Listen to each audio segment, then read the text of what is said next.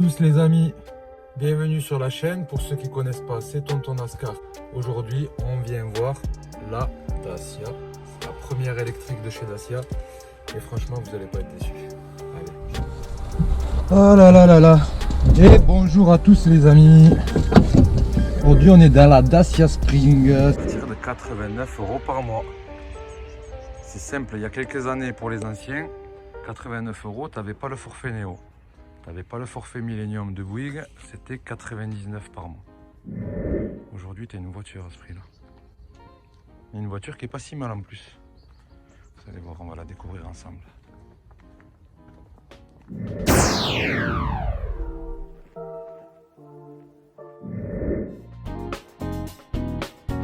Dacia Spring, la petite Dacia en train de charger. Vous voyez, la prise, c'est bien fait. Il y a une partie de la calandre qui s'ouvre afin de mettre le chargeur. Donc là vous voyez des beaux feux qui sont sûrement à LED. Alors côté motorisation, le tout petit moteur électrique développe 44 chevaux et 31 en mode éco. Et pour ce qui est de la charge, on peut récupérer 80% de la charge en 56 minutes sur les nouvelles bornes de nouvelle génération et jusqu'à 13 heures pour la totalité de la charge à la maison. Moi je la trouve très bien. Les petits stickers et protection de porte qui font protection de porte en même temps avec le petit logo électrique. Les pneus Green Max. Donc là on est chaussé en 165 70 14. Donc autant dire que les pneus ça doit coûter une misère.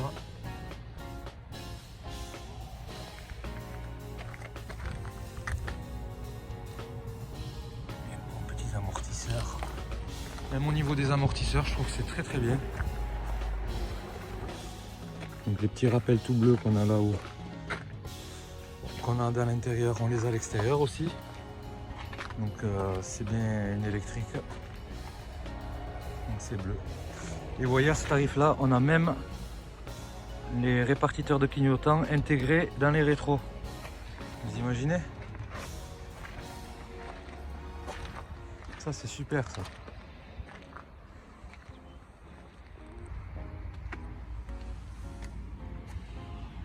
Des enjoliveurs façon jante. Donc la petite barre LED là-haut là. Hop.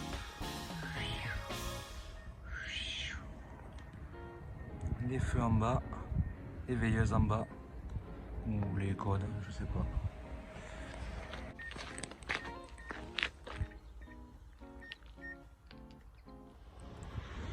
Voilà, un peu plus grande que la Twingo, moins cher aussi. Et la petite Twingo qu'on avait essayé, je sais pas si vous vous rappelez.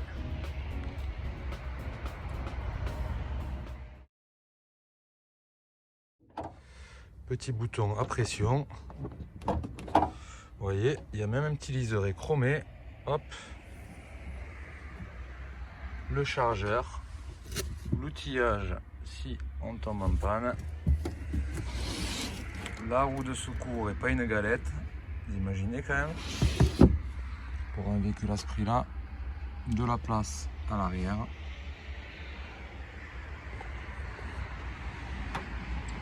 Un bon compromis. Donc on va bientôt partir. Si je mets le contact, mettre sur N, normal, sur neutre, hop, le moteur est ok, actif, on peut aller sur D, et on est parti.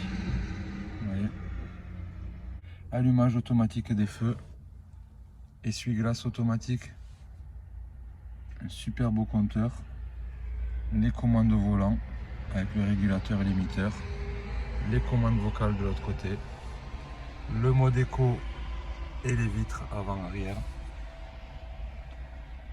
les vitres gauche et droite plutôt, avant-arrière il n'y a pas de bouton.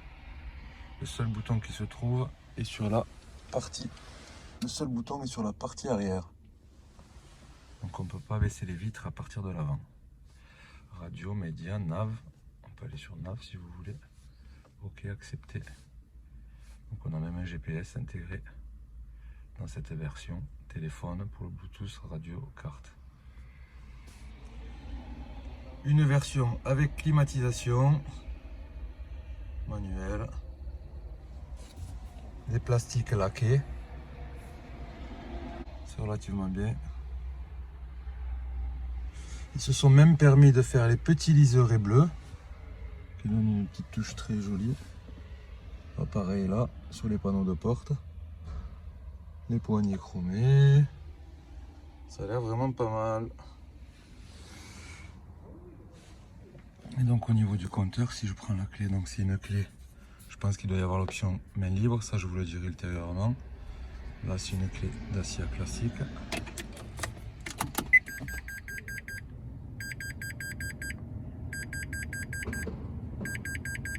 Moteur actif.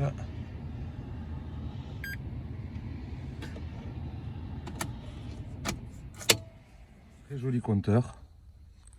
Donc là, vous voyez 182 km en autonomie, on est à 100% de charge. Donc là, on sait qu'on va pouvoir faire au minimum 182 km en ville, mais vraiment au minimum.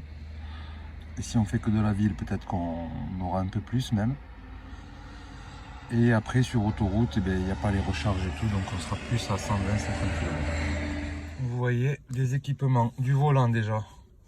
C'est un volant comme on avait pu voir sur la vidéo de la Sandero. Donc vous voyez, là, quand on freine ou qu'on décélère, on passe en partie charge. Là, on est en mode éco. Donc tout à l'heure, à 90 km/h, j'étais sur 2 barres en éco. Et là, on est parti charge pleine. Enfin, charge pleine, non, quand on est à pleine puissance plutôt. Donc c'est là où ça consomme le plus et forcément sur autoroute, ça peut consommer le plus. Après, 92% de batterie, on a fait une vingtaine de kilomètres. Mais on est quand même monté à 100 km/h à 2-3 reprises. Là, c'est votre témoin de charge de batterie avec le pourcentage.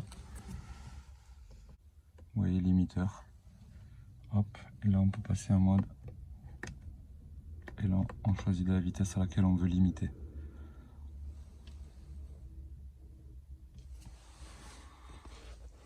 Au niveau de l'équipement, je vous disais, très bien équipé, comme une voiture de nos jours. Donc les radars de recul, la caméra de recul plutôt. Voilà, qui fonctionne très bien. Qui doit être la même que sur les Renault Clio et les Dacia Sandero.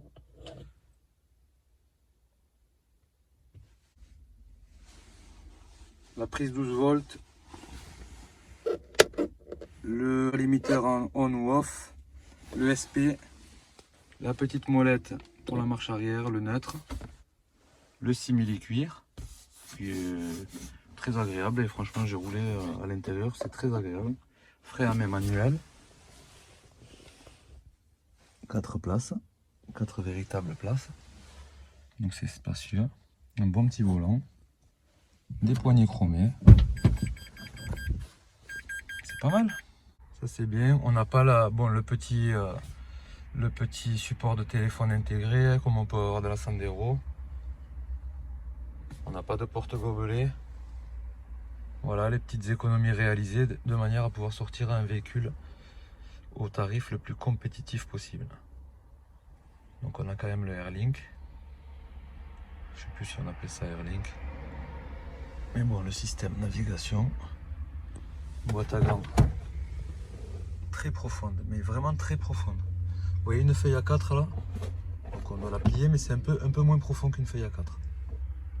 Mais il y a énormément de place quand on compare aux boîtes à gants des véhicules concurrents, on va dire. Une petite tapis en caoutchouc et pas en textile, ça c'est bien aussi. Au niveau de la place à l'arrière, c'est relativement spacieux. Bon, moi qui suis très grand, donc vous voyez, vous n'avez pas de réglage de siège en hauteur. Donc on voit les petites économies faites par Dacia.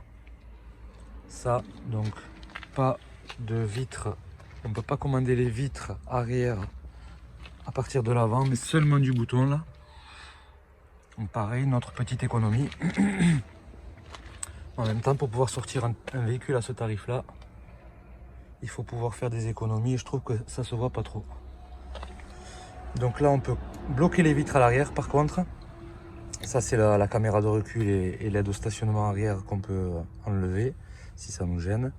Rétroviseur électrique quand même. 6 airbags, donc 1, 2 avec le passager, 3 avec celui-ci, 4 avec l'autre de l'autre côté. Et le 5 et 6e, surprise. Allez, on est parti les amis. Alors dans ces avantages, on peut noter le prix. Donc comme je vous disais, au prix anciennement d'un forfait de téléphone, on a une voiture aujourd'hui. Donc 89 € mensuels, vous avez la voiture. Une voiture donc qui démarre à 12 000 € bonus déduit. À 12 000 €, vous n'aurez peut-être pas tous les équipements, donc pas le GPS. En ville, c'est très agréable. Et donc à chaque fois que je freine, je recharge la batterie. Direction très souple. On est sur la voiture électrique la moins chère du marché. Alors je vais vous faire une petite confession, a priori ce ne sera pas pour longtemps la moins chère du marché. Vous avez peut-être vu le projet de la Renault 5, donc la Renault 5 qui va sortir. Et là apparemment Renault va essayer de se placer en deçà du prix de la Dacia. Donc on verra, c'est pas prévu pour de suite. Mais là bon, franchement pour une citadine, on est super bien. On est dans une très bonne citadine qui a du répondant, qui va pas vous coûter cher. L'avantage de l'électrique, alors on va pas débattre de l'intérêt de l'électrique ici et maintenant parce que ça prendrait trop de temps. Ce qu'on peut dire par contre, c'est que tu as l'avantage d'avoir un entretien réduit.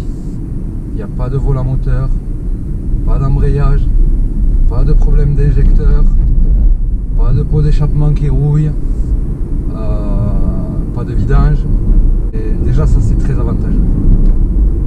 Au niveau de l'entretien, on sait qu'on a les trains roulants, tout ce qui est frein, les pneus, mais après pour le reste, il n'y a pas forcément beaucoup d'entretien. Pas de courroie de distribution, sans compter la consommation qui est quand même moins chère évidemment que de l'essence, que du thermique. Même si moi personnellement j'aime le thermique, donc je vais pas cracher dessus, mais on peut pas nier que les coûts d'entretien sont beaucoup moins gros sur une électrique. Après vous me direz oui, à terme on verra les batteries, tout ça. Mais pour en revenir à cette voiture, oui, direction un peu souple, donc très souple, agréable et tout, mais c'est vrai qu'on a une petite impression de flottement. Comme si elle flottait, mais c'est qu'une impression. Hein. Parce que même au niveau de la tenue de route, ça n'a pas l'air si mal. Au niveau des accélérations, on va voir ça. Donc une accélération franche pour ces 44 chevaux. Allez, c'est parti.